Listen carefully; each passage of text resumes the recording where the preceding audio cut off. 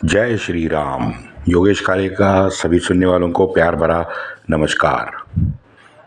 मित्रों, सबसे पहले तो आप सभी को दिल से प्रणाम। आज 150 एपिसोड हमारे पूरे हो गए और ये आक्रांताओं की जो सीरीज थी, जो हमने ईसा पूर्व 326 से शुरू की थी और 1857 के बहादुर शाह के जफर के मरने तक 150 एपिसोड हमने किए और आपने ये बड़े प्यार से सुने हैं, इसके लिए आपका आभार। मित्रों, जैसा मैंने पहले आपको कई बार एपिसोड में सुनाया है कि इसके बाद हम थोड़ा सा पहला बाजीराव पेशवा जो था मराठा, उसके बारे में मैं आपको डिटेल बताऊंगा, राजपूतों के बारे में डिटेल बताऊंगा, 1857 का जो युद्ध है उसकी अनसुनी कुछ कहानियां हैं वो बताऊंगा। लेकिन एक 1992 का एक पांचजन्य मेरे हाथ में आया। उसमें स्वर्गीय गिरिलाल जैन जी का बड़ा सुंदर लेख मैंने पढ़ा, तो मैंने सोचा कि यार इसके बारे में थोड़ी सी डिटेलिंग आपको बताना जरूरी है। वो बिल्कुल आंखें खोलने वाला लेख था। शीर्षक था इस्लाम में भर्ती करने वाली संस्था। तो मैंने सोचा कि चलो इस पे एक 4-5 एपिसोड, वैसे मैंने टुकड़ों टुकड़ों में बहुत सारा तो ऑलरेडी पहले 150 एपिसोड पे बता दिया है, लेकिन एक साथ अब मैं आपको ये सुनाना चाहता हूँ। तो हमारे सभी हिंदुओं को, चाहे हमारे मस्तिष्क में बार बार ये झूठ का छिड़काव किया गया हो, या वो कराची वुड वालों का प्रभाव हम पे जो पड़ा है 50-60 साल से, उसका असर हो, या फिर वो 1000 साल के शासनकर्ताओं का डर हो, हमें बार बार ये भ्रम जो है ये सच लगने लगता है कि हिंदुस्तान में जो मोमेडियन सूफी फकीर या वो पीरजादा पीर थे, या अभी जो है, ये सब हमारे हिंदुत्व अथवा भारतीय संस्कारों का इस्लाम पे हुआ असर का परिणाम है। अब ये हमें झूठा, आधा अधूरा सत्य और बड़े शातिर तरीके से सूफियों की तथ्यात्मक जानकारी छिपाने का किया गया एक सुनियोजित प्रयास ही है, क्योंकि वास्तव में ये सूफी फकीर हो, पीर हो, इन सब की ना हमारे ये हिंदुत्व में या भारतीय सभ्यता में कोई कोई आस्था ही नहीं थी, या फिर उनकी कोई इसी प्रकार की चाहत भी कभी रही नहीं है। ये तो सीधा साधा वन वे ट्रैफिक था, दीन की दावत देने का, प्रोपोगंडा करने का, तबलीग का एक तरीका अल तकैया, जो जाहिर है ये इस्लाम को अपनाने का तरीका था, ना कि हिंदुत्व को अपनाने का। और इसी इसी इर्द गिर्द, इसी विषय के इर्द जैन जी ने लेखांक का शीर्षक रखा था इस्लाम में भर्ती करने वाली संस्था। वैसे इन सूफियों पे फारसी, अंग्रेजी, हिंदी, उर्दू बहुत सारा साहित्य आज उपलब्ध है, लेकिन अल बरूनी के पूरे साहित्य आप पढ़ो, इसका कोई उल्लेख नहीं है। हाँ, इक्का दुक्का जगह इसका उल्लेख उसने किया है। ना इब्न बबूता, मिनहाज मिराज, वो जैसे समकालीन जो लेखक है, इन्होंने उसका महिमा मंडन किसी भी प्रकार का नहीं किया है। खूबसूरत कमसीन गुलाम इल्तुतमिश, कुतुबुद्दीन का जो प्यारा था ना इल्तुतमिश, वो तो इन्हें दरबार से अपमानित करके निकालता है। कुछ अजमेर की गैंग गई थी और उन्होंने ये हिंदुओं के बारे में कुछ ये किया था कि ये नियम बनाओ, वो नियम बनाओ, तो इल्तुतमिश ने इनको हकाल दिया है। इवन अकबर जैसा गाजी उज़्बेक से लेके मक्के तक भारत का पैसा जम के लुटाता है, तो अजमेर का हिसाब देखो आप। उनको अजमेर के सूफियों को रफा दफा करता है। तो जाहिर है जहांगीर के काल से ही इनका महिमा मंडन शुरू हुआ है, क्योंकि इनको शासन में पहली बार महत्वपूर्ण जगह मिली है। इनका साहित्य आप देखिए, 90% साहित्य आप देखिए, ये सब 400 साल का है, हाल ही का है। ये हिस्ट्री ऑफ सूफीज़म बहुत सुंदर पुस्तक है।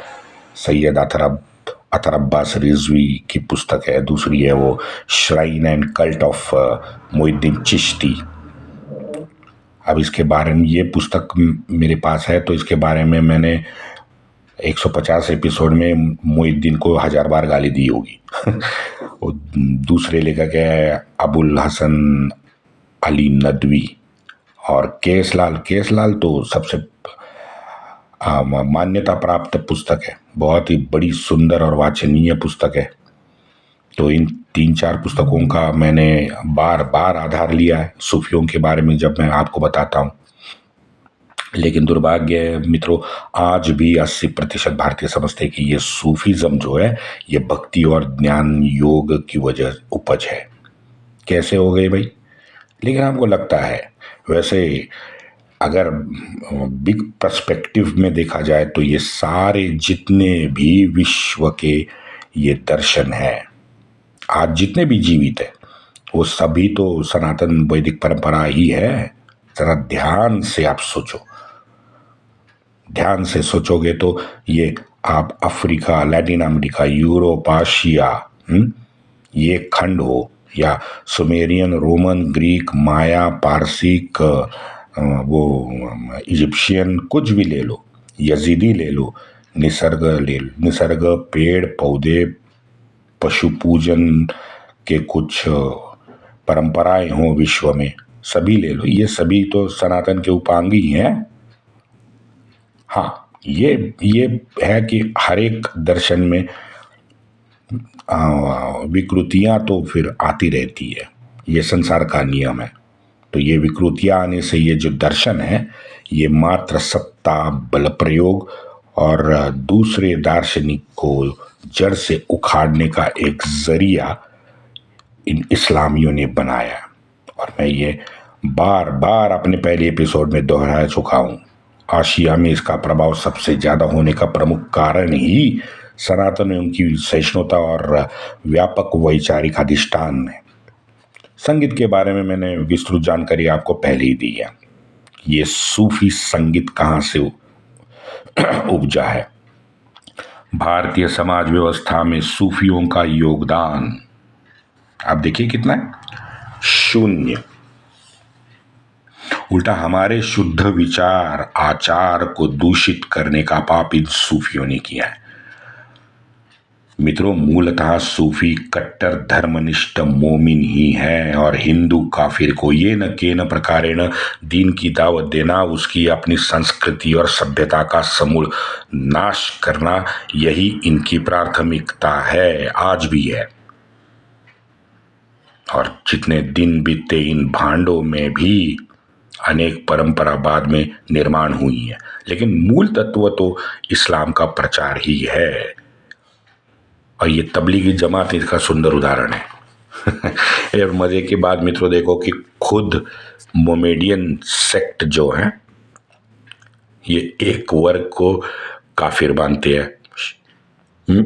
ये उसको काफिर कहेगा, सुन्नी शिर्क का इसको सुन्नी अहले हदीस को कहेगा, शिया सुन्नी को कहेगा, अहमदिया को सब निकाल देंगे, कादियान को तो पूछता ही नहीं है कोई, तबलीगी जमात को फिर वो भी उनको भी काफिर कहेंगे। तो ये बेसिकली पावर गेम है। जैसे हमने देखा कि 712 से 1206 तक का अगर पहला चरण हम माने तो 1206 से 1760 तक का दूसरा चरण हुआ, और फिर बाद में 1750 से आज 2023 तक का हम अगर तीसरा चरण माने तो पता चलता है कि ये आक्रांता दंदनाते हुए आए, अत्याचार किए, युद्ध किए, बल प्रयोग करके हमारी मासूम हिंदू जनजीवन को अस्ताव्यस्त करके निकल गए। लेकिन ये सूफियों ने क्या किया?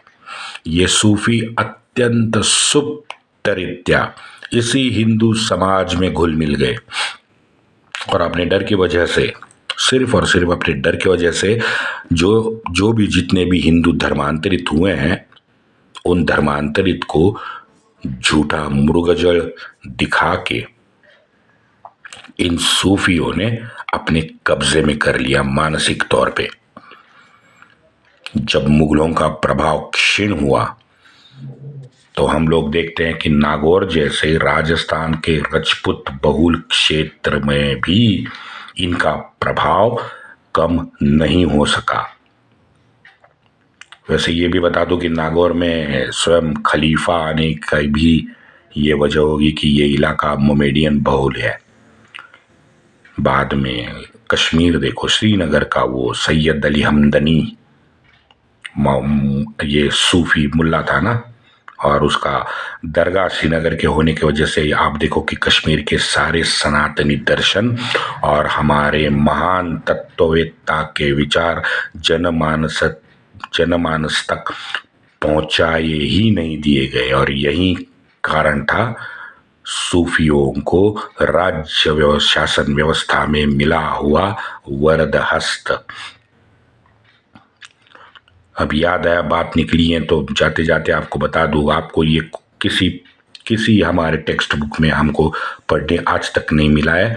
आप मुझे बताओ, ये हमारी देवभूमि कश्मीर की भूमि जो प्राचीन वैदिक संस्कृति की जन्मभूमि है, जहां से उत्पन्न हुआ हिंदू तत्व दर्शन, विशेषता ये त्रिक शास्त्र जैसा शैव तत्व ज्ञान जो था, और ये शैव तत्व ज्ञान के 6 दर्शनों में से एक ये कश्मीरी शैव दर्शन, जिसे आज मैंने जैसे बताया त्रिक शास्त्र, त्रिक दर्शन, माहेश्वरी दर्शन कहते हैं।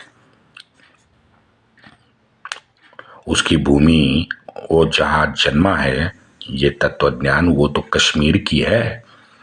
आचार्य वसुगुप्त, आचार्य अभिनव गुप्त, आचार्य सोमानंद, आचार्य भूतिराज, महान संत लल्लेश्वरी भी तो, ये लल्लेश्वरी भी तो 14वीं शताब्दी की है। अच्छा, ये थोड़ी पुरानी हो गई, चलो 700 साल हो गए। संत परमानंद तो अभी 18वीं शताब्दी के महान श्री कृष्ण भक्त यहीं के तो थे।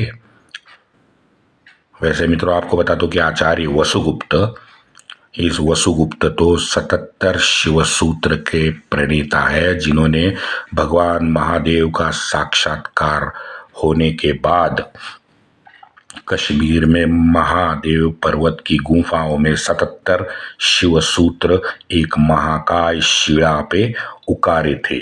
यह हमारा सौभाग्य था कि ये अकल के दुश्मन और नकल के प्रेमियों, जो प्रेमी थे, इनको भाषा का और बुद्धि का अकाल होने के वजह से उन शिलाओं में जो लिखा है उनको उन्होंने छेड़ा नहीं, तो आज हम वो देख पा रहे हैं। ये आज अभी मैंने जो 5 नाम आपको लिए हैं, ये मैं इसलिए बता रहा हूँ कि ये पूरे कश्मीर घाटी में गत 1200 साल से इस्लामी मोमिनों का प्रभाव होने के बावजूद, सूफियों के प्रोपेगेंडा के बावजूद, हमारी सनातन वैदिक हिंदू संस्कृति और सभ्यता जीवित रखने का काम इन सब युग पुरुषों, संतों ने और लल्लेश्वरी माता ने किया है।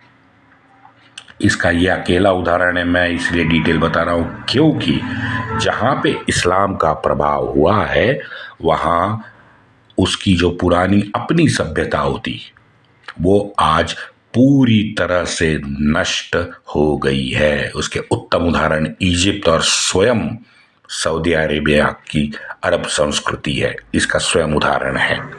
दुर्भाग्य है कि ये महाराष्ट्र में भी भारत का इतिहास के जो पाठ्यशाला के पुस्तक थे, ये हमने ये कवि कल्हण या कल्याण का नाम कभी सुना नहीं।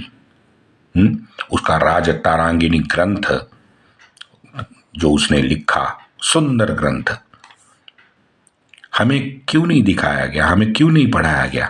हाँ, क्योंकि मित्रों आज भी इन सभी सूफियों को इस्लामियों के कहीं ना कहीं सर के ऊपर राज्य शासन का वरद हस्त प्राप्त है। ये मेरा दावा है, आज भी है।